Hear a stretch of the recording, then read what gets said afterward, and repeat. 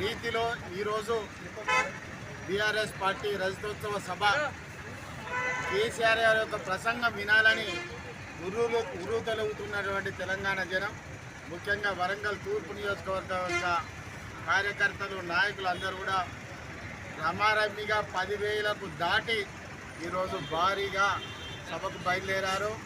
10,000 మందే కాకుండా మేమందరం కూడా సంతోషంగా వనభోజనాలకు పోయినట్టుగా భోజనాలు కూడా ఏర్పాటు చేసుకొని మేము వరంగల్ పట్టణంలో మీటింగ్ జరిగినా కానీ సంతోషంగా పొద్దున్నే పోయి ఫస్ట్ వరుసలో కూర్చొని కేసీఆర్ గారి యొక్క ప్రసంగం వినాలని చెప్పి తూర్పు నియోజకవర్గ ప్రజలు, నాయకులు, అభిమానులు అందరం కూడా బయలుదేరాం. ఖచ్చితంగా రాబోయే రోజులలో బీఆర్ఎస్ పార్టీ ప్రభుత్వం వస్తుంది.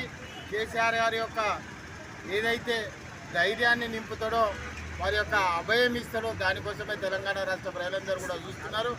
రాబోయే రోజులలో ఇప్పుడు ఉన్నటువంటి గవర్నమెంట్ 6 గ్యారంటీలు, 420 హామీలతో ప్రజలను అద్దలకుద్దలం చేసి ఆర్థిక వ్యవస్థను చిన్నాభిన్నం చేసి ఇవాళ ప్రజల యొక్క భవిష్యత్తును ఆగమ్యగోచరంగా తయారు చేసినటువంటి ఈ ప్రభుత్వానికి బుద్ధి చెప్పే విధంగా కేసీఆర్ గారి యొక్క భవిష్యత్ కార్యాచరణ కూడా ఉంటుందని మరొకసారి రజతోత్సవ సందర్భంగా వరంగల్ తూర్పు నియోజకవర్గ ప్రజల తరఫున అందరికీ కూడా శుభాకాంక్షలు తెలియజేస్తున్నాను. జై తెలంగాణ, జై కేసీఆర్, జై కే.